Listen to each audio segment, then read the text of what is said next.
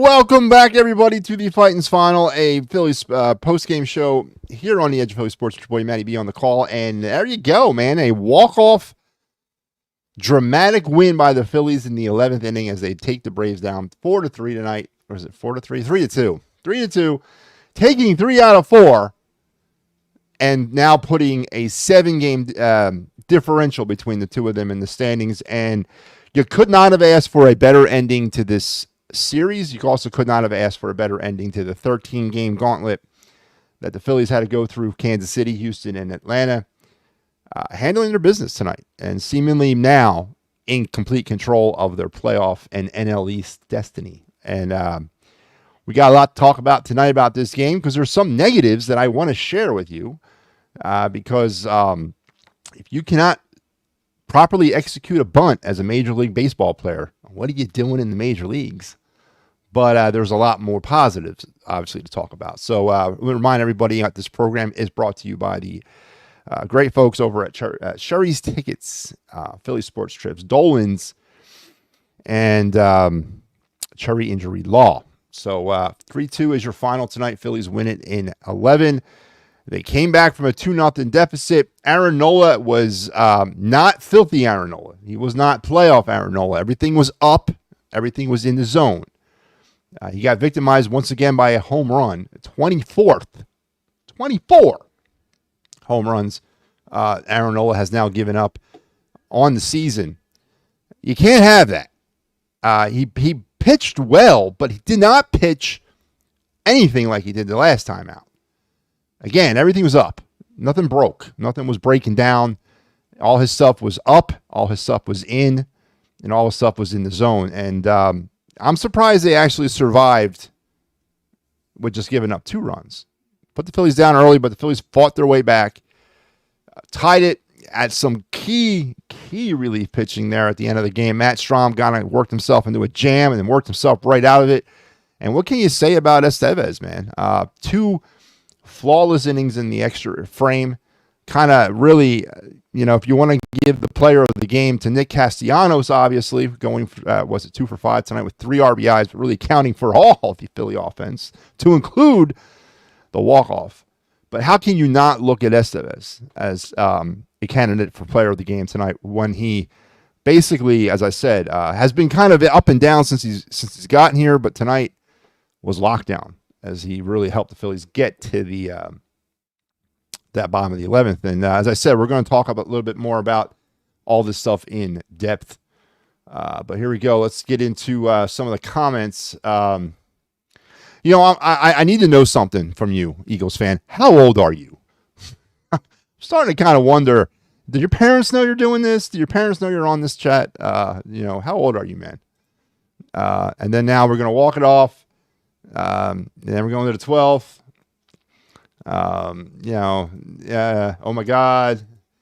This might be the win. Maybe this is Al. Is this Al's burner account? Al, is this you? But anyone that wants Cassie trades, seriously. Okay, then ban me, Steve. I ain't going to back off that. I mean, yeah, he's been money throughout the last, say, 6 weeks. But what about the first 4.5 months of the season, Steve? Are you ready to excuse all that? And don't forget, we still got the back end of this thing here to go. Right now, Castellanos has been the hottest hitter on this team since about, 4th of July? I'll give you that. But no, come on, man. That's ridiculous. His very long, dry spells are frustrating, mind-numbingly frustrating. So if you want to ban some of him EOP, Steve, I'll start with me because I absolutely still want to trade Castellanos because we need a little bit more stable hitting in our lineup. But I'm not going to take anything away from the guy tonight, especially being the only offense for this team, which, again, is an issue, and we'll get into. All of you need to chip in for him to get a happy ending special. Steve, what the hell is going on with you, man, lately, dude? Great win for the Fighting Phillies. Absolutely, Robert. Could not have asked for a better ending to this. Obviously, a 4-game series, a playoff series, definitely a playoff series. I don't think anybody would deny that. Had the feel down there tonight again. 2 straight national broadcast nights, Fox last night. I don't know. I thought last night's game was a little bit more I don't know, it's better. It was more exciting. This game's kind of boring as the Phillies and Braves kind of slug back and forth. But yeah, it had a playoff feel to it, and it's definitely the first playoff series of the 2024 season. And now the Phillies will enjoy a day off. They'll get their Labor Day holiday and then head up to Canada and see what they can do with the Blue Jays. It's not over, obviously, but the Phillies greatly aided their case of ending this thing because they accomplished the mission, which in my opinion was a split, but then they went out and put the cherry on top and got the 3 out of 4. Eagles ring the bell. That's his playoff ticket. Nah, I do not. I'm not spending that kind of money. Are you crazy, man? I'll go to the World Series, but I'm not playing for the payoff. I'm not spending for the playoffs. 3-1 series win against the Braves. Absolutely, Chris. Huge win. Huge series win. Could not have come at the best time. Phillies now get off to a positive start for the month of September. 1-0 for the month. So as we get ready to go. Phillies were literally on offensive life support. Yeah, we're going to get into some of that. We're going to talk about the 2 for 9 tonight with runners in scoring position. We're going to talk about over the last 7 games to include the Kansas City Royal Houston Astros series, 7 for 43 with runners in scoring position for a 162 batting average. That's not going to do it, man. They got really, really solid pitching over those 13 games. They got timely hitting. But they got to figure out how to sustain it, man. And again, if you're ill-equipped to lay down a bunt as a Major League Baseball player, then what are you doing as a Major League Baseball player? Brandon Marsh, I'm looking at you. Mets are on the Braves' tail now. As long as no one's on ours. We could have swept the Braves. All is good. No, we could not have swept the Braves. We got handed our butts the other night, so I'll take the 3 out of 4. Casty night, yeah. I'm not sure we win this if Alvarado wasn't on personal leave. Man, all the Alvarado hate. Man, the guy hasn't even done nothing, man. The guy's not even on the team. Jeez, leave him alone. Let him be. Let him continue doing his yoga by the lake, man. Let him get his mind right. Hopefully things get straightened out before the playoffs. Yeah, Chris, I don't know, man. We've been talking about this for 3 years and their inability to consistently drive in runners in scoring position. And it was somewhat rectified in the first half. They were 277 with runners in scoring position. So far now in the second half, they're like 261 with runners in scoring position. So, and then last year in the playoffs, they were a dreadful 224. So, I mean, we can hope that it gets straightened out, but it's the same guys, same players. So I don't think it will. I think this is what this team is, and we got to kind of continue to pick ourselves up through it. But yeah, big win. I mean, it's a big win. I ain't gonna take that away from the Phillies. Big win. Now that's what I'm talking about. Win 3 out of 4. Yeah, Jeff. Yep. Big win tonight. Yep, it was a huge win tonight. We keep swinging at crap. Again, this is not something that's new. It's something that's been over the last 3 years. And you run into a team that knows that, and they run into a team that can exploit that. Again, why isn't everybody doing this? Why isn't everybody giving the Phillies garbage to swing at? Why are pitches up in the zone to any Phillies hitters until they prove otherwise? Diamondbacks exploited it. They gave the blueprint on how to do it. And the Phillies continue to fall into that trap, but they're finding ways, because I said it last night. Sometimes you got to take what the pitcher gives you. And last night was in my opinion, a way to do that. Max Fried was dialed in, and the Phillies took what they were able to get from him. And that happened to be a couple long balls, or a long ball here as well. But, 7 for 43 over the last 7 games, runners in scoring position, does not give me pause for confidence. It gives me pause for concern. They found ways to do it, and it's a team effort and all that. So I'll accept it, obviously, but there's still some massive issues with this team when it comes to that. And again, I don't know if it's going to be solved over the next month. It's been plaguing this team for 2 years or 3 years now since this group was assembled. Let's head over to the box score, because I need to get through this or I'll be on the air for 7 hours. And I'm exhausted, man. I got like 4 hours of sleep last night. So the Braves will finish with 2 runs on 6 hits. Phillies 3 runs on 6 hits as well. Offensively, Kyle Schwarber continues his struggles, 1 for 5 tonight with strikeout, down to 238 now. Trey Turner, 1 for 4, did get the critical walk there in the 11th to kind of keep the inning going. Obviously, we all know the play. Breaks up a double play or I don't really know if he broke it up. It was just a hurried throw over the first, and Harper was able to run by it. They called him out initially, but then Booth reviewed it, and obviously the right call was made. He was safe. Nick Castellanos, then the player of the night. We already spoke about it. 2 for 5, 3 RBIs, and a strikeout. He was the Philly offense tonight, batting now 249. Bryson Stott, batting 5th in the lineup again tonight. There's no planet or no universe where Bryson Stott deserves to be batting 5th. Even if he was red hot, he doesn't deserve to be batting 5th. And again, these are some of the instabilities that are really dogging me. JT struggling 0 for 4. Brandon, I can't lay down a bunt Marsh. I mean, did you guys watch this sequence? Bottom of the 10th inning, you know, he fouls the first one in front of him. Then he fouls the second one straight up in the air, and then he strikes out. Talk about a wasted at bat. Somebody explain to me again why trading Logan O'Hoppe for Brandon Marsh was a good idea. I need some reassurance, please. Austin Hayes was 0 for 4. Sosa 0 for 2. Again, a lot of 0-fers in this Philly lineup. For the Braves tonight, I guess, you know, they were pretty much held down. And we'll get into Nola, but 1 for 3 was Merrifield. I guess he was sort of the offense. If you want to, him and Harris were really they counted for a lot of it. You know, yeah, I mean, it was, as I said, Nola scattered hits. He scattered 6 hits, or the Phillies pitching staff scattered 6 hits. Not a very potent attack tonight by the Braves. I guess some of the injuries now are starting to take its toll. If you look at this lineup, it's really about 4 players. If you can get through those 4 players, you're fine.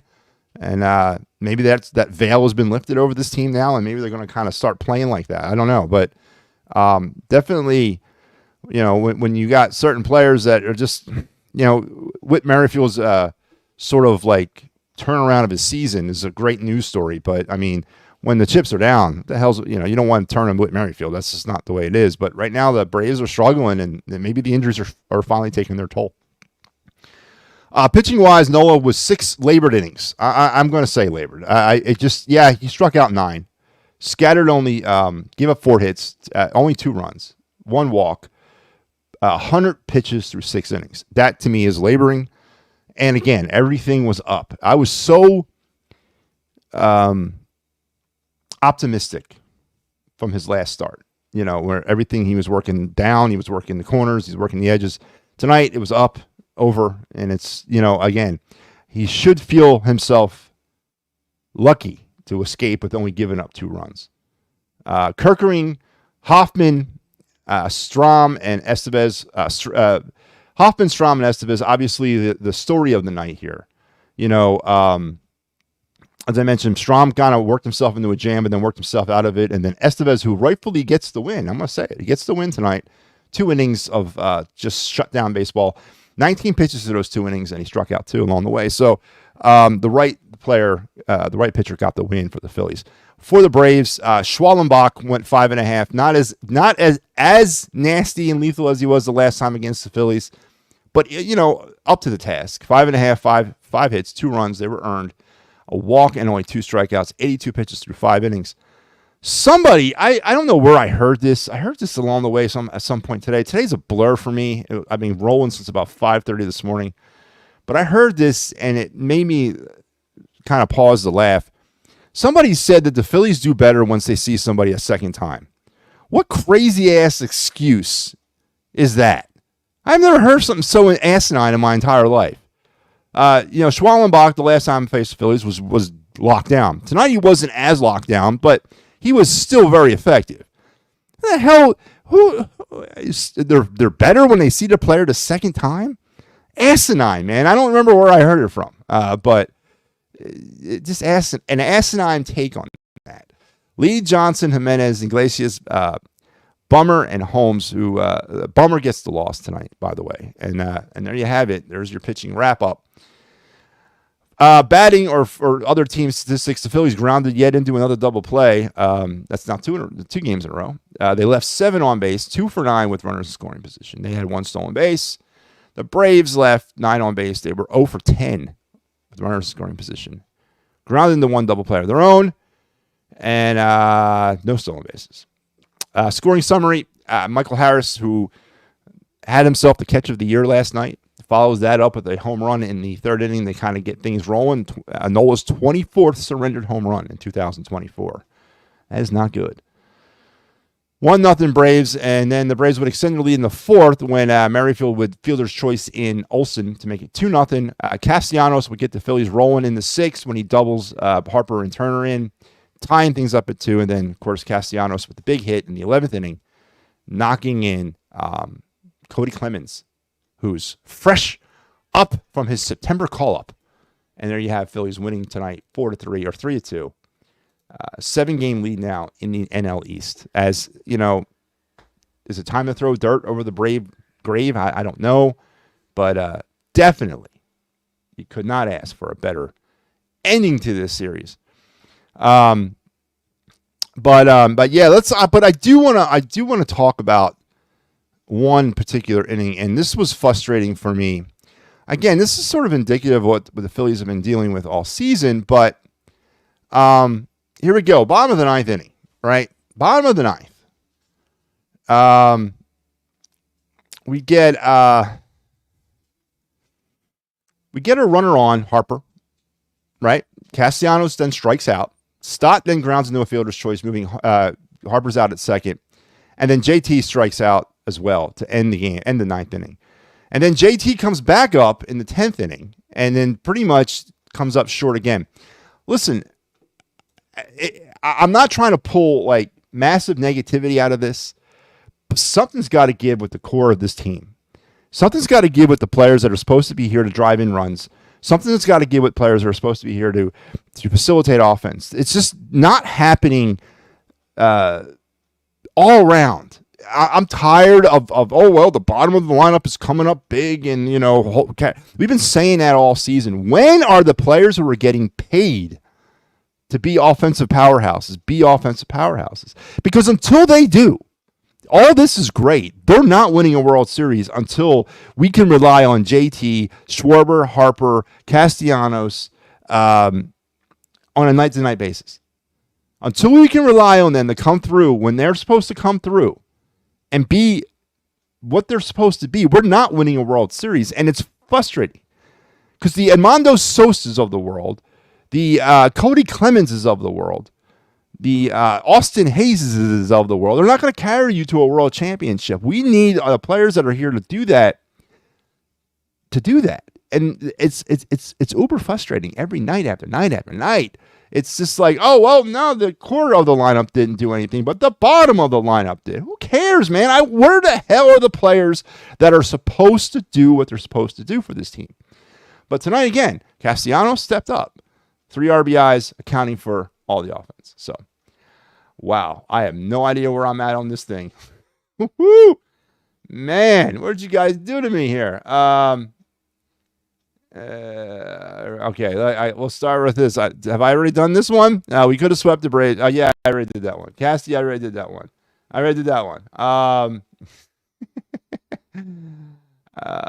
Yeah, I did all these. And then, all right, let's go to this one. Robert joins us here. Ray, welcome back, Robert. I haven't seen you in a while. Estevez was a great pickup. Again, I said this last night, too, because Al Guerrero pitched for the Angels last night, or Friday night. Made his MLB debut. He was a great pickup for tonight. He's not been a stalwart up to this point. Tonight might be, hopefully, that turns the page. Don't forget, man, he's a UFA. So we only got X amount of time left with this guy on the contract. So hopefully he is, and hopefully he continues like this. 69 of my parents know. Okay, is this Eagle fan? All right. Where is Schwarber at? Tell me, Nate. Tell me, and we'll both know. I have no clue. Casty is the Braves' daddy. Maybe not. MattyB, how we doing? Big win for the Phillies. Absolutely huge win. Win number 81 on the season. Big time win. Oh my God, Chicago has 31 blown saves this year. They also had, I think, I don't know if this was an internet thing. I saw it earlier. They had 17 people show up for the game today. I don't know if that's an internet thing, but 17 people. Woo! Oh, man. Taking 3 out of 4 is huge. Yep. It was a good series for the Phillies. We're creeping closer to October, my friend. Yeah, and that's what you know what, Frankie. For all intents and purposes, we're here. We are here. This is October. As the bank erupts. Yeah. Hey, you know what, Al, do you know where I might have heard this thing? Somebody saying that the Phillies do better when they face a player for the second time. Do you have any idea where that money came from? Completely asinine. Got a question. What's happening with Harper? He haven't had a home run since August. Harper has not had a home run since August. He's also not been the player. Let's face it. He's not been the player that we expect him to be. He's not living up to his contract this year. And, it's okay to say that. And again, until he does, JT does, Schwarber does, and they all do it at the same time.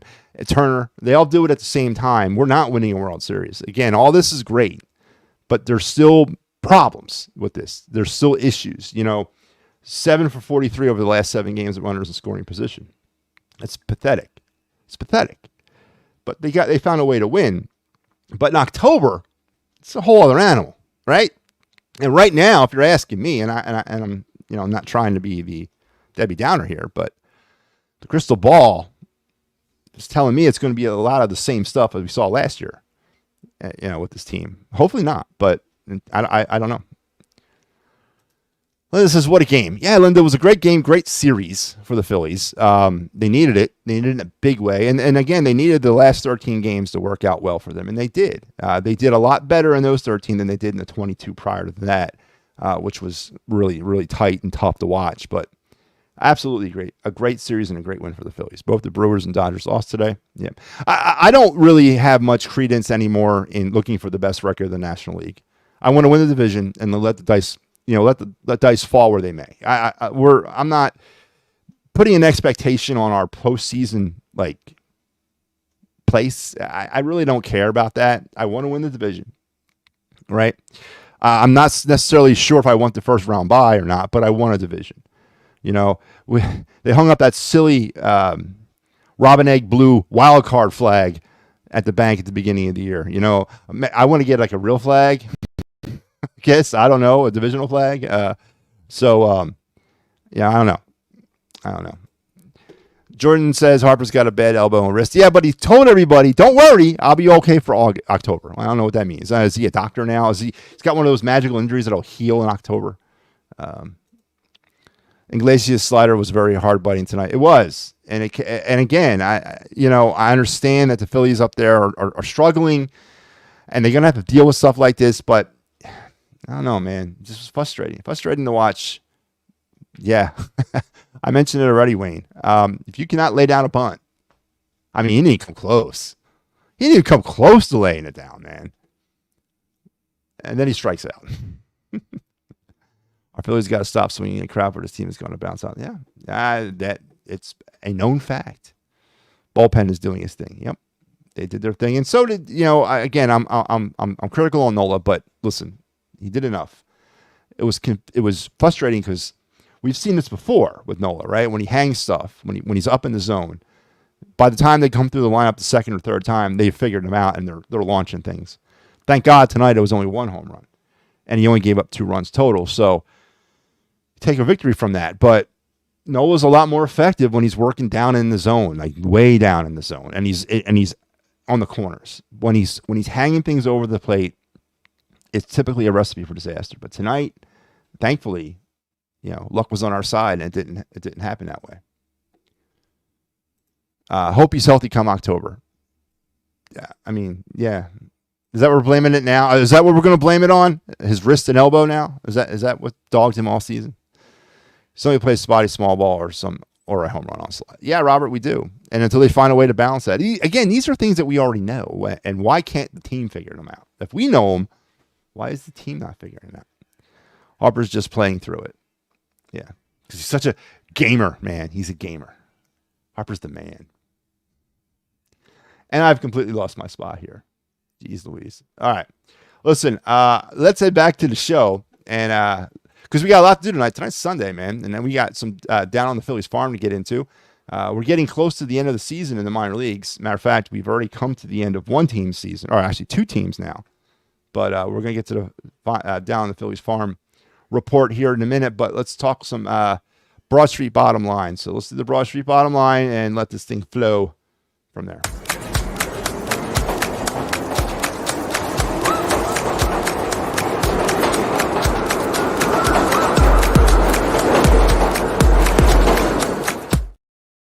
All right, my Broad Street bottom line tonight is simply put, over the last 13 games, this team has pulse. This team has a fight. This team has that will to live about them. Am I sitting here trying to tell you that I got that vibe again like I had last year or in 22 during the playoffs? Not necessarily, but it's a lot better than the vibe that I had earlier in this during the last 3 months. The last 3 months were some hard baseball to watch. Not just because they were losing, but the way they were losing, the pathetic way. But now it seems like they're finding that edge about them, and that's what you want heading into this particular part of the season. You got the playoffs looming. September is not going to be an easy stretch for the Phillies. They got to still continue to win. I owe you a magic number because I think now we're down into the high teens. So maybe it's time to start talking magic number, but the will for this team to live has definitely been on display. And it's good to see that because we needed it. And it was getting to a point where I wasn't sure it was going to ever come back. Through March, April, and May, this team was the best in baseball, right? They were the absolute best in baseball. They were 40-18 through March, April, and May. But through June, July, and August, they were 40-38. They won the same amount of games but lost 20 more. They played 20 more too, but that wasn't good. Right, so getting started right in September, hopefully rolling their way all the way to the end of this thing as division champions. This is what you want to see, and you want to see that fight come back. And that was what was pretty much on display for me over these last 13 games, and especially through this series, was a will to win and not to lose. And that old vibe, that 2022 vibe, started to kind of creep back in a little bit, and it was really great to see that. So they got to keep doing things like that. They got to keep rolling it like that. Alec Boehm apparently now is going to be back. Buster Olney's reporting that he probably rejoined the team on Tuesday up in Toronto. That's a great sign as well. But keep rolling this thing, man. Keep getting your swagger back. It's great to see other aspects of this lineup contributing, but we need it from the core. And tonight we got it from one of the core members, and we need it from them all, though. So the will to live is my Broad Street bottom line. And that was brought to you by the great folks over at the Cherry Injury Law Group for workman's compensation, motor vehicle accident, personal injury, or criminal law. Give Dave a call at 610-565-0300 today for all those and more. He'll be your friend, too. Just talk to you, man. We'll rap with you for a while. He's rapped with me. Not really. I've never met Dave. I'd like to meet Dave, though. All right. Man. Again, my kingdom for a highlighter tool on these messages. So I have no idea where I'm left off at. That's why I need a producer, man. I need someone up here that's actually going to be my producer. All right, here we go. There we go. I think I'm here. All right. We are terrible with runners in scoring position. We are, Walter, and Robert. And as far as if you're asking, right now we are 253 with runners in scoring position in the second half of the season through 56 games. We are 253 with runners in scoring position as a team, 114 for 450. On the season, we are 307 for a 1,150, a 266 average overall for the whole season. In the first half of the season, we were 194 for 700, which was a 277 batting average. So they have the ability, they just have lost it. They turned it around in the first half, but then things, I don't know what happened, but they have not been the same with runners in scoring position in the first half. Big wins from the Phillies. Absolutely. Oh, it's good. Thank you for checking in from North Carolina. What's your take on switching Boehm and Cassidy in the lineup? What my take on switching them? So I've said this from the outset of the season. I think this lineup is not constructed correctly. I think everyone has their own take on what the lineup should be. I think Boehm is a natural two-hitter. My dream Phillies lineup is Turner, Boehm, Harper, Schwarber, JT, Castellanos, I guess Hayes, and then Stott and Rojas. That would be my dream Philly lineup. Yeah, I mean, switching Bone. I mean, where's Bone batting? Where's Casty batting? I mean, you got Stott batting fifth. This lineup is imbalanced. It's been imbalanced for years. Yeah, I don't know. I think Bohm is a two-hitter. I really do. In this day and age, in this era of baseball, I think Alec Bohm is a prototypical two. He's got power, but he also hits for contact, and he puts the ball in play, right? And he would move along your leadoff guy if he was a traditional leadoff guy. And yes, we're back to that conversation again, because I've never been on board with Schwarber leading off ever, but yeah, I'm telling you, why not, man? Why not? Trade Alvarado to the White Sox for what, man? For the 17 people that showed up to the game? Eagles fan? I can't stand the Braves. Listen, got to give them credit, though. You got to tip your hat, man. You got to tip your hat. Trade Walker to the Braves. I wonder if they would take him. Interesting how Harp isn't getting days off before a scheduled team day off. I don't really see much difference about Harper's swing. It's not his swing, man. His swing's always been reckless. His swing's always been one thing in mind. It's way they're pitching him and his plate approach and discipline. They're taking advantage of Bryce Harper and Bryce Harper's number one nemesis. What is Bryce Harper's number one nemesis? It's friggin' Bryce Harper. His own ego gets in the way, and that's what they're doing. That's what teams are doing, man. They're playing against his own ego. They're hanging stuff from him, but then the bottoms are dropping. They're giving him breaking junk. They're fishing all around for him. They're saying to Bryce Harper, beat me.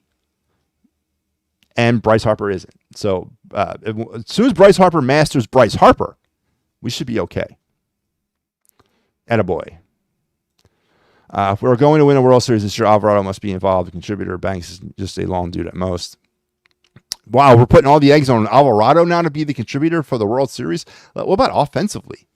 I mean, again, we'll go back to the non-traditional bullpen.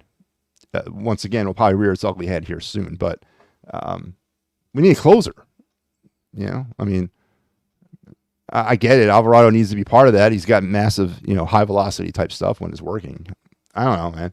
Again, listen, Steve, I've gone to bed with happier thoughts on my mind than Alvarado must be a contributor in order to win a World Series. I mean, good God, man. We just took 3 out of 4 from the Braves, man. You're going to lay that on us? Good God.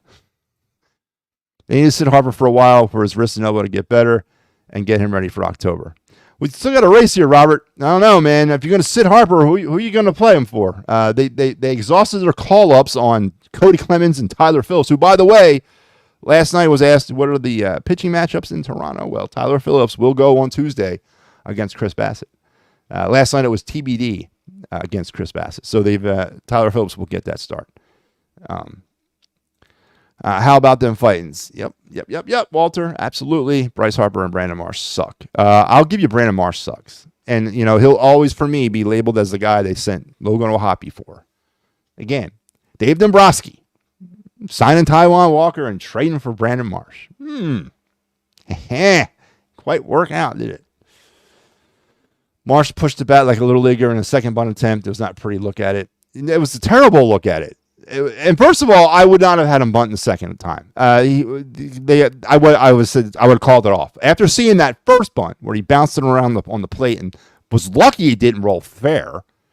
You know what? I would have said, I'd call the bunt off, man. Just swing away, dude. Just try to drive the run, move the runner over some other way. Because that second, as you said, the second attempt, it was straight up in the air. Lucky he didn't catch it, but then he followed that up with a strikeout. But I would have taken the bunt off after the first one, after the first failed attempt. Big win, absolutely. Huge win. They'll probably start to rest Harp once the magic number is within 7. Yeah, I don't know, man. You think again? This goes back to Rob Thompson's managing technique, right? If that would be a way to kind of facilitate resting your starters if you can get this thing wrapped up as soon as possible, right? And Rob Thompson doesn't do that. Now, again, tonight he came out with a non-traditional Sunday lineup, which was again great to see. Obviously, with the day off tomorrow, and then night after night, not night after day or day after night, kind of probably helped him out with that decision, But yeah, I mean, that's on Rob Thompson to try to put the pedal to the metal here now. Noel's had issues running that sinker back on the left side of the plate. Noel, again, what made him effective, was it against the Astros? What did he pitch? Yeah, it was the Astros, right? What made him effective was he was working nothing. Nothing was out and over the plate except when he would mix in a fastball after about 9 straight breaking pitches. And then it had the hitters completely off balance, right? Noel everything was up. Everything he threw was up tonight, and everything was over. And again, I think he's lucky to escape with only giving up 2 runs and 1 home run. Number 24, once again, on the season. The Braves are known for killing the bat, but the Phillies pitchers did an excellent job of keeping the Braves silent. The Braves are decimated with injuries, Billy, and it might be starting to come to bear right now. They're decimated. It's hard for them to recover from what they're going through. I thought Noah should have gotten a changeup a little bit more. Yeah, like he did the other night, man. I'm 48 years old. Okay, I'm 51. What are we doing here? Been a Phillies and Eagles fan since 1976. I've been a Phillies and Eagles fan since 1973. And we're going to go back to the years of our birth. What the hell are you talking about? I've been a Phillies and Eagles fan. You were born in 76. You didn't know what you were. Listen, I can say the same thing since 1973, but it's untrue. The hell did I know what I was in 1973? I was a kid. I was a baby. I do remember, though, when I became a hardcore Phillies sports fan. It was in 1980. I remember it well. And what a year to become a hardcore Philadelphia sports fan. That was the year. Worked for the Eagles. And, okay. Cool. Very cool. Phillies have never done well when they go up against pitchers they see for the first time. Well, listen. No, that's true. I wasn't getting on about that. Somebody said, and again, I don't remember who it was. Somebody said it today that they do better with a player they seen the second time. And I think that's silly. I think that's absolutely silly. I mean, does it matter? Listen, the kid that they faced, Schellenbach, right, completely shut him down last time. He's pitching well this season. He pitched well tonight. I mean, he really did. So I mean, I don't buy into that. Amount of times that you see a guy, you're effective against him or not effective. I'm not. The Phillies turn ordinary pitchers into Cy Young Award candidates. I'll give you that, but I'm not going to go with the amount of times that we saw somebody that we're going to be better. I mean, that sounds like a huge excuse. Something that might be available at Big Al's house or Big Al's Emporium just in time for Halloween. Honestly, so sorry, man, but yeah, another great podcast I must visit after Phillies games. Thank you. Now, Robert, we're here every game. This is our 3rd year doing this, and we are here at every Phillies game. Unfortunately, though, or fortunately, depending on what side of the coin you come out on, it's not going to be me every night because we have a group of guys here that do the Phightins final. But yeah, we are here for every Phillies post-game show, and we're ramping up, of course, for the postseason. Just one thing, I hope they don't collapse like they did in last year's LCS game. Oh, let's get there first, Robert. Let's get there first. Let's get there first. My sister's a diehard Eagles fan, and I'm going to be an uncle. There's a lot of payroll in the top 5 to keep coming up empty. Robert is starting to become somewhat of a problem, and you can't excuse it away, right? You can't wish it away. Agreed. They need the offense to get consistent. I still don't know why Topper didn't put pinch hit Rojas for Marsh to bunt. Again, pick your poison there, right? I mean, I can't. Rojas should be a master bunter, right? I mean, he should be up there bunting every time he's at the plate. But I guess in that case, yeah, it might have been. But you would have tipped your hand. I mean, there's no way the Braves wouldn't. I mean, obviously there was some deception involved in having Marsh try to bunt, and that's why I would have called it off after the first failed attempt. Or then at that attempt, then I would have put Rojas in because obviously everyone knows we're bunting, so let's put Rojas in, try to see if he can lay one down. I get what you're saying. Yeah, I mean, there was some deception involved with that, right? I didn't expect Marsh to be bunting in that situation. Absolutely not. But after the failed attempt the first time, they should have called it off. Or, at that point, yeah, maybe pinch hit for him and say, you know what? Yeah, we're bunting. Rojas, get up there and do the best you can. Because this guy can't do it. How about that? No team is going to win 100 games. Yeah, that's a good point, Kevin. That's absolutely a good point. No team in Major League Baseball will win 100 games this year. Are you complaining after a win? That's ridiculous. You need a whole team. You blabbermouth. Absolutely complaining after a win. Because it's not about winning 3 out of 4 against the Braves, goddammit. It's about winning a World Series. It's about winning a World Series. So if you can look me in the eye and tell me that you are confident beyond a shadow of a doubt that this team is going out and to win a World Series, you're a better man than me. But right now I can't. So I'm going to blab on because I got the microphone and I got the camera and I'm MattyB. I mean, that's what I do. But if you can tell me with no shadow of a doubt that this team's going to win a World Series, one, you're probably lying to yourself. There's a lot of doubt right now.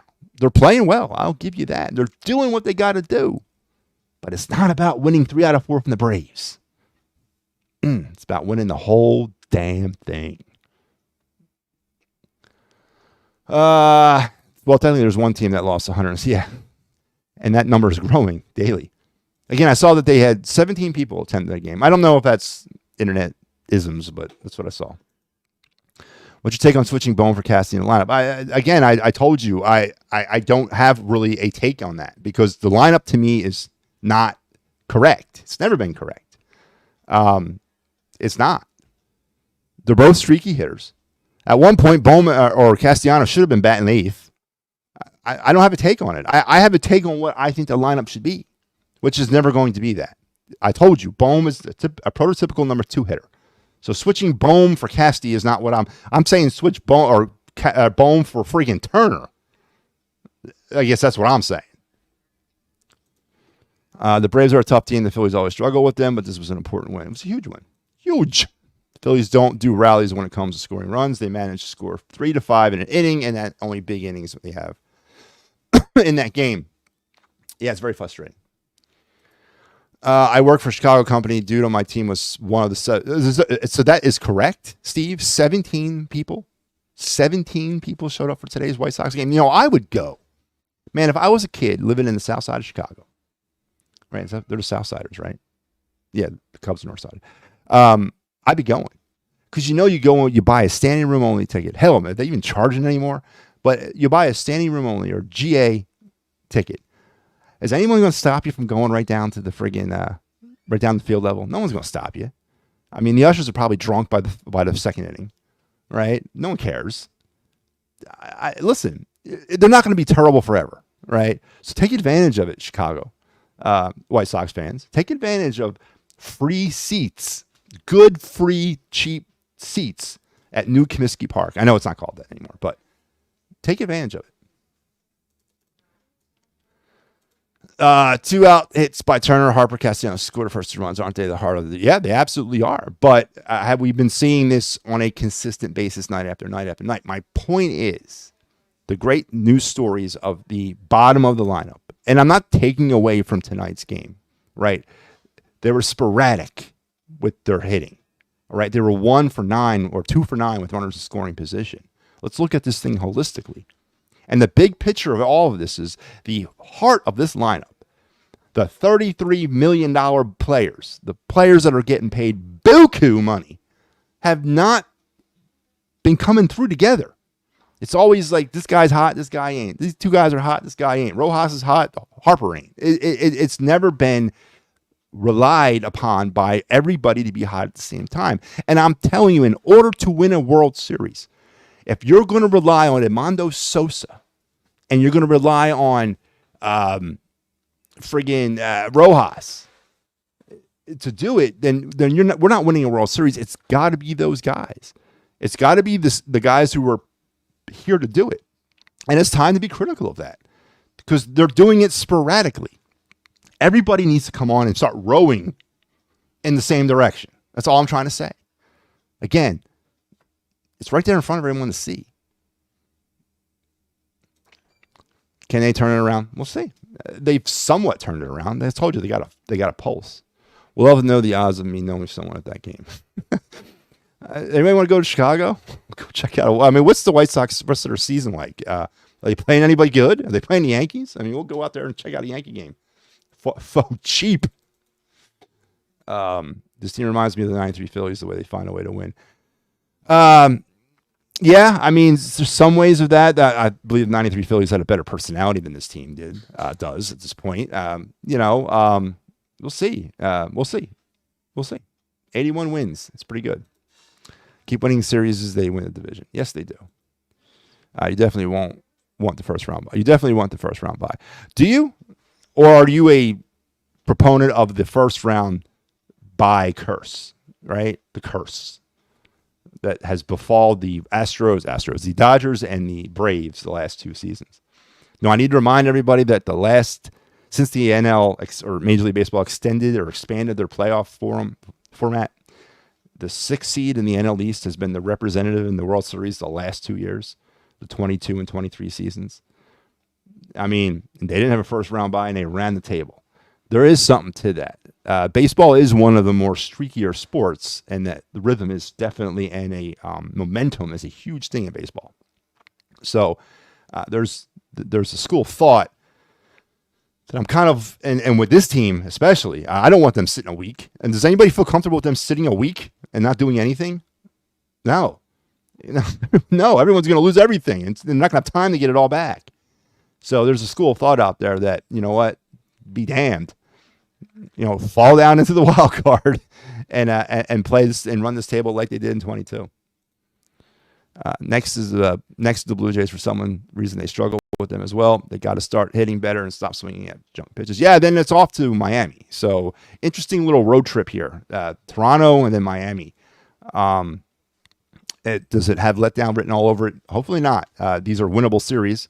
The next 6 games are very winnable, and they got to keep it rolling. Bullpen did not give up a run. Yeah, they were locked down, and it looked like Strom was going to kind of, fall apart. But to his credit, man, he pitched himself into a jam and he pitched himself right out of it. So you gotta be very optimistic about that. Is Crawford being sent immediately to the Arizona Fall League? Surprise. Is Crawford being sent immediately to the Arizona Fall League? Surprise. Is he? I didn't hear that. Is he? What? He's bypassing the last week of the season and heading out to Arizona. Arizona Fall League doesn't start till October, like November. What are you talking about, Steve? I don't understand what you're trying to say. I haven't heard anything about that. But am I surprised that he would go to the Arizona Fall League? No, I'm not. I wouldn't be surprised to see Aiden Miller there too. But Reading is 13 games out of a playoff spot, so they're not making the playoffs. But again, did Arizona Fall League start? It doesn't start till November.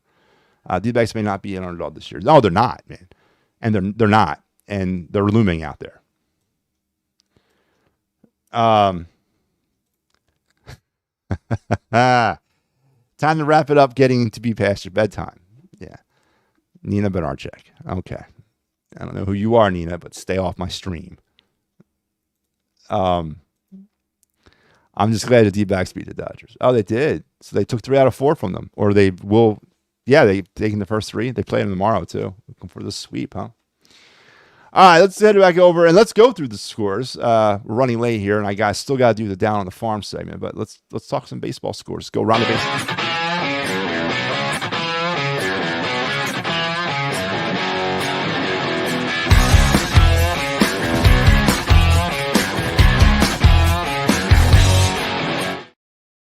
All right, this is your recap of the scores here in Major League Baseball on this Sunday evening. The Brewers lost to the Reds in 11 innings as well, so another extra inning affair, 4-3. The Cubs all over the Nationals, 14-1. The Cardinals all over the Yankees, 14-7. Lord, man. It was 4-1 Tigers over the Red Sox, 6-1 Guardians over the Pirates, 4-3 Padres over the Rays, 7-2 Astros over the Royals, 2-0 Mets over the Chicago White Sox, and with all 17 people in attendance. Wow. That's like, can they put the cardboard cut-ups back up there? Maybe that's the ultimate sign of disrespect. Put the cardboard cut-ups back up. 4-3 Twins over Blue Jays. Rangers 6-4 winners over the A's. 6-1 Orioles over the Rockies. The Marlins 7-5 over the Giants, and 3-2 Angels over the Mariners. And as you mentioned, the Diamondbacks all over those LA Dodgers, 14-3 out there in, was it in LA? No, out in the desert. Your standings at this late hour on this Sunday night. National League East, obviously 81-56 now. The Phillies improved to 7 games now ahead of the Braves, who are now just 1 game ahead of the Mets for second place. In the wild card, let's look at the wild card now, because I'm not going to go over the other divisions. Who cares? The wild card is the Diamondbacks, Padres, and the Braves, again, with the Mets just 1 game off the pace of the Braves, and the Cubs only 3 games off the pace of the Braves. And the Cardinals still with a pulse, 5 games back. Giants 6.5, getting kind of out there, kind of fleeting.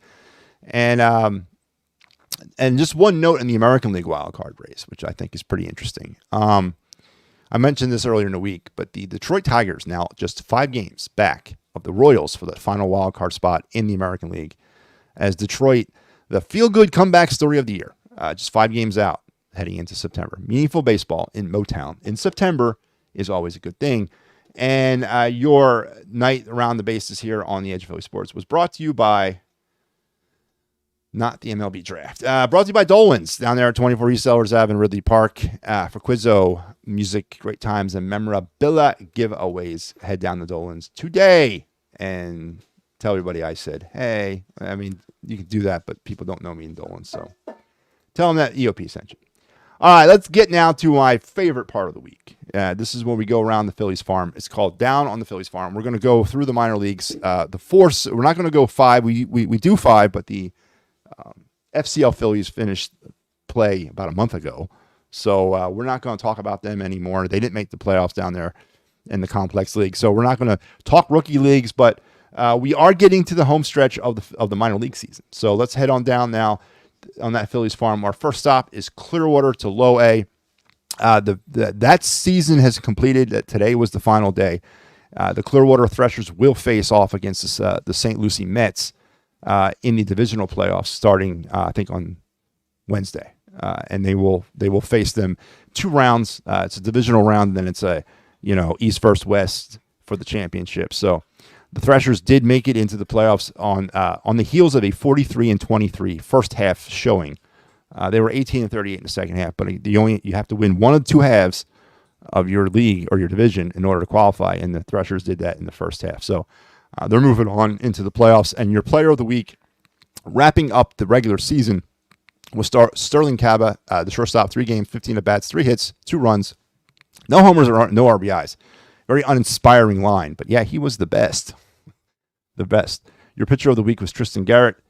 2 games started. 2 games appeared, not started. That's a misprint there. 2 innings, 1 hit, and 8 strikeouts. So that was your pitcher of the week. They were 3-2 overall for their final week of play. And as I said, 18-38 now on the season.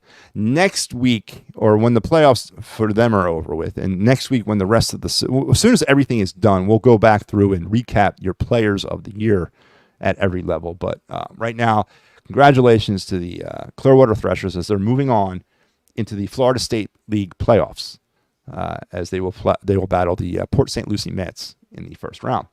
Let's move on up to High A now to Jersey Shore, the home of your Blue Claws. Keaton Anthony, a 7th time and 3rd straight week appearing as your player of the week. 5 games, 22 at-bats, 6 hits, 2 runs, 1 homer, and 4 RBIs. He's had a very quietly great season. I would highly anticipate him probably starting the year next year in Reading. I know first base is kind of a blocked position with the Phillies at this moment, but he's still about 3 or 4 years away. But if he continues to develop like this, we're going to need him. And he's a tall, powerful kid. He hits for a lot of power, but he also is a contact hitter. I believe he struck out less than 150 times this season. And so he continues. He had a great season. Again, 7 times he made this list or this presentation. Your pitcher of the week was Luke Russo for a 2nd straight week. Game 1 win, 4.5 innings, 5 hits, 2 runs, and 8 strikeouts. The Blue Claws enter their final week of the regular season 3 games out of first place as they're trying to potentially capture that second half of the South Atlantic League divisional championship, maybe to get into the playoffs. So they start this week 3 games out of first place with, I think, 5 or 6 games to play.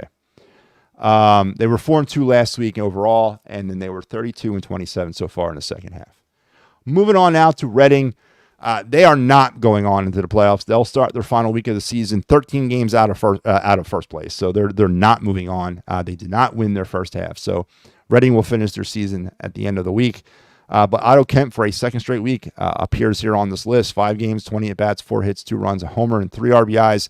He's your third baseman. And Moises Chase, that's right, the player that was acquired from the Baltimore Orioles in the Soto Dominguez deals, as the 4th time on this list for him since being sent into the Phillies system. 1 game, 1 win. It was 4 innings, 4.2, 4.5 hit, 2 runs, and 10 strikeouts for him. Some definite plus side on his, lot of power in his pitching, a lot of movement in his pitching. Has had a really good half a season here with the Phillies, or a quarter of a season, whatever. The Phightins Phillies were 2-5 on the week so far. They are 23-33 in the second half. Not a good overall season for Reading, as they really kind of struggled all year. And now let's finish everything up in Lehigh Valley for the most interesting thing. They'll head into the final week, 4 games out of first place in the International League Eastern Division, as they attempt to try to get into the playoffs themselves. Of course, Cody Clemens is no longer a member of the Iron Pigs. He is now up with the Phillies, but he was your player of the week, 5 games, 19 at-bats, 2 hits, 3 runs, a homer, and 2 RBIs. And that's right, Mick Abel, for a 4th straight week. 4th. 6 overall. 4th straight week. Your pitcher of the week. 1 game, 5 innings, 8 hits, 4 runs, 13 strikeouts for Mick Abel, as he has turned his career around in the second half of the season.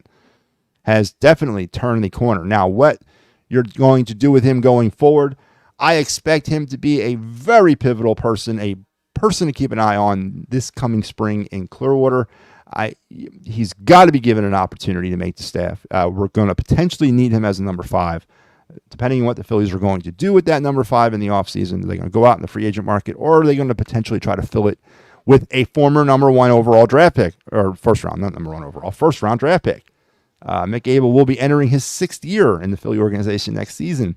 And if he starts in the minor leagues, it'll be his 6th year in the minor leagues. So it's time to see what Mick Abel can do. And I don't think that's out of the realm of possibility. I think it's definitely time. He's had himself a interesting renaissance of maybe 3/4 of a season. Struggled early on, again, with the velocity and the command, but he got that under control, and he's pitched really well in Lehigh Valley. Now, it's a big step between Lehigh Valley and Philadelphia, and there's a reason why he's still there in the minors 5 years later. But isn't it time for our own sanity to find out what Mick Abel has? With the questions surrounding Andrew Painter, with the questions surrounding the rotation as a whole heading into the offseason, is not Mick Abel a name that people should start talking about and start wanting to know what this kid can do? As I mentioned, Lehigh Valley for the week, 4-2.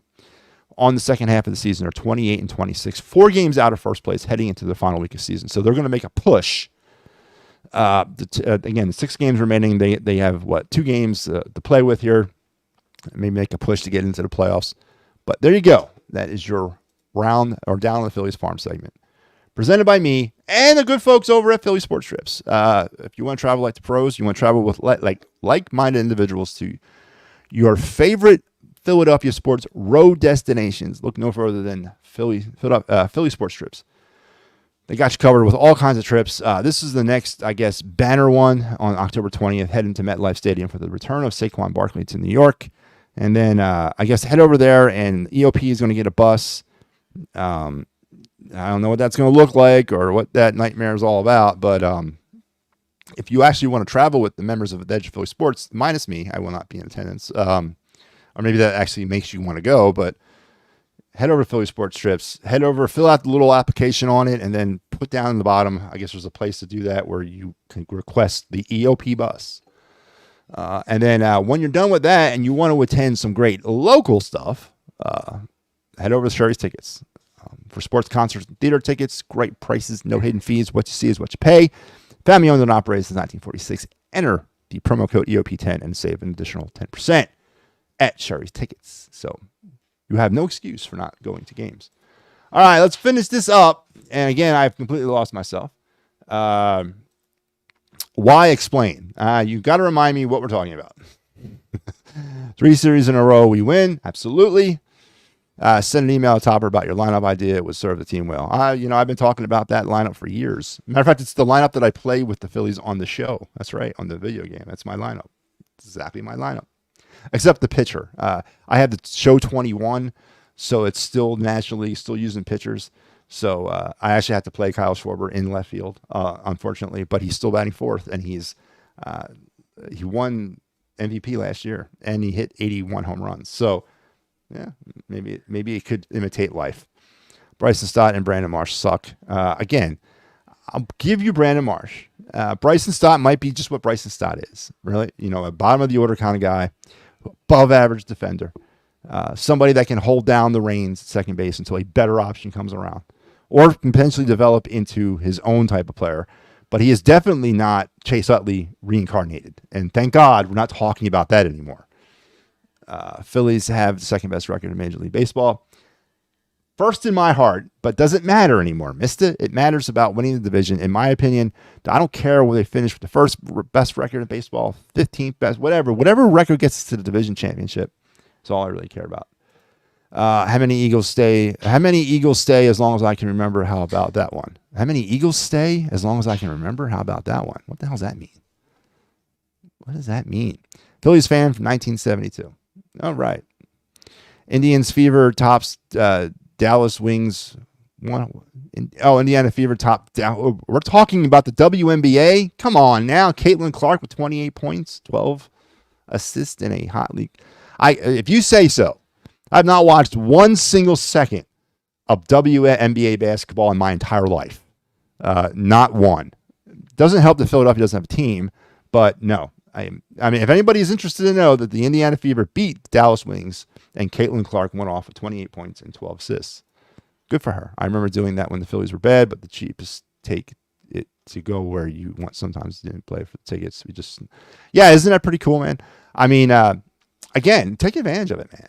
Take advantage. I mean, it's not back then. There's restrictions and whatnot, and there's security in place. But I'm certain that if you show up at the damn in Chicago, again, I know it's not Progressive. What's Jihad? No, that's in Kansas City. Anyway, whatever it's called, let's call it Comiskey, right? And you buy general admission. Is anybody going to stop you from going anywhere in that stadium? Really? Is anybody going to care? And as I said, they're still going to be playing major league teams. So why not take advantage of it? You got a month left. Go out there. Go to games. Be fun. I would love it. I'd have a blast. I live in Chicago. First thing I do is purchase a bulletproof vest. Then I would taste. Okay. To each his own. I wish the team had a 93 Phillies, OPB, and patience. Yeah. When is Spencer Turnbull coming back? Feel like we need him back starting. Who's pitching in Taiwan Walker's spot? Mike, it's going to be Tyler Phillips. And unfortunately, Spencer Turnbull, in my opinion, you've seen the last of him. I know he's dealing with a lat injury. It's not necessarily his shoulder or his elbow or his Tommy John. At least that's not what they're saying. But he's been dealing with a lat injury for the last 5 months. I don't think Spencer Turnbull is coming back. I think you've seen the last of him. He's a UFA at the end of the year. So I don't think you're going to see him again. I know it's lat's a core injury, right? And I know they're nagging, but it's been 5 months. Topper said he had a setback. I'm telling you, I think they're lying. I think it's something to do with his arm, that Tommy John. Because again, I don't know. Call me Kisma, but I just think that there's something they're not saying in reference to his arm. But I don't think Spencer Turnbull's ever coming back. Strom looks like someone that should get lit up more often than he does. Yeah, he pitched himself into some jams, but he pitched himself out, man. I got to give him a lot of credit for that. In 93, Phillies had a red-hot Lenny Dykstra, a super efficient John Kruk, and an unpredictable closer, Mitch Williams. And where did Lenny Dykstra bat, mister? Where did that red-hot Lenny Dykstra bat? He batted in the leadoff spot, right? Because he can mix power, he can mix speed, he can mix contact hitting. He put the ball in play, and he was a feisty player at the top of the lineup. We don't have that at the top of our lineup. And the closest thing we would have is Trey Turner. And Trey Turner's not being used there. Maybe that's the missing key, right? Is putting Trey Turner in the leadoff spot. Would that affect Kyle Schwarber? I don't know and don't care, but maybe that's the problem. Again, I think this lineup has been misconstructed from the outset.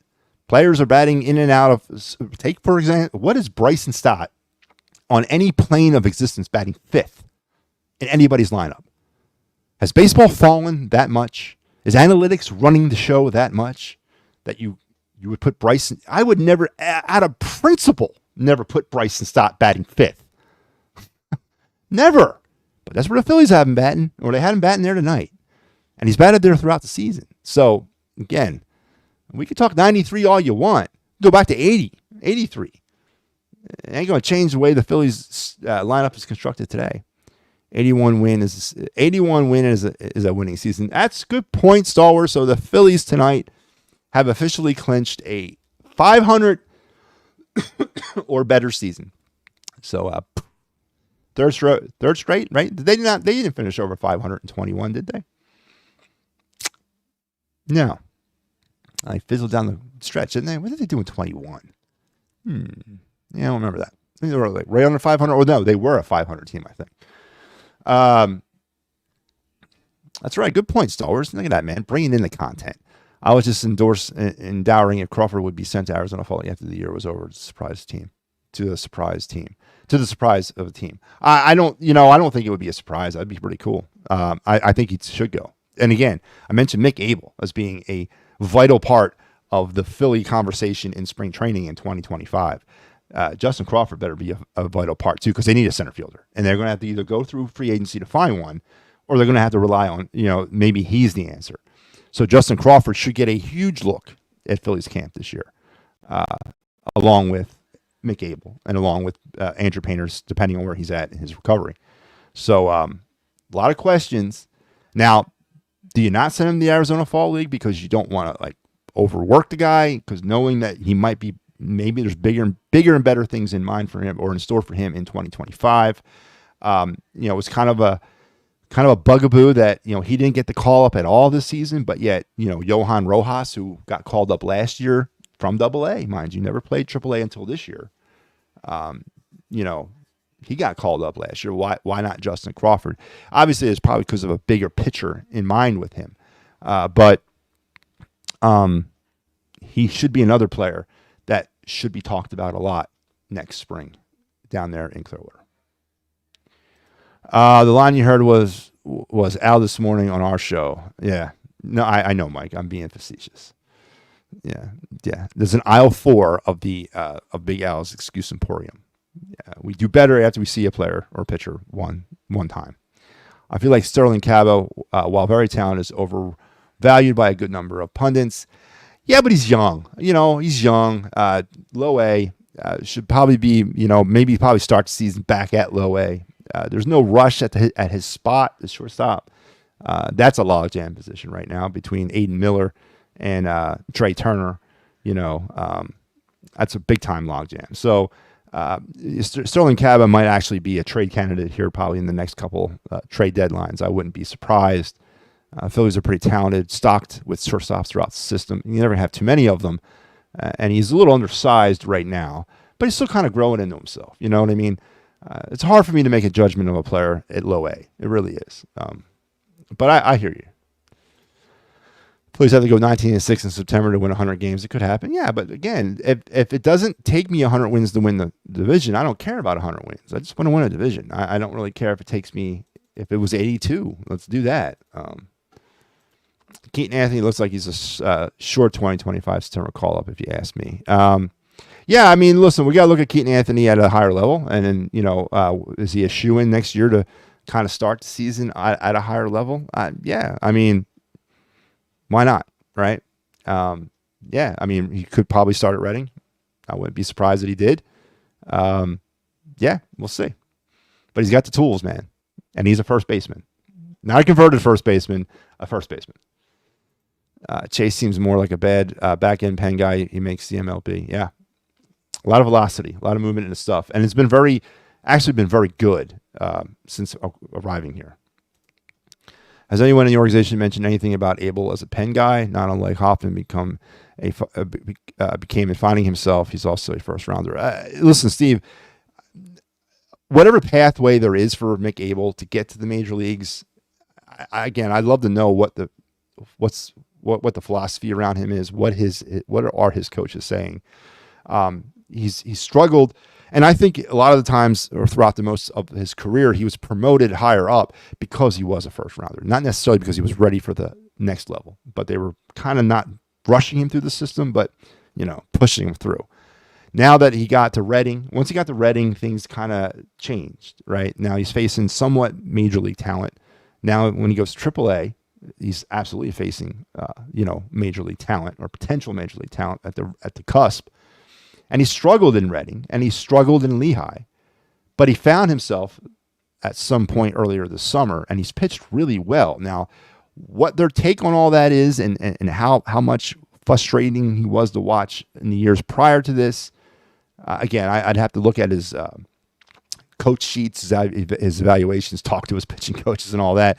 But as far as the optics of Mick Abel, we didn't draft him to be a pen guy. He's not. He doesn't have pen guy stuff. He was drafted to be a starter out of Jesuit High.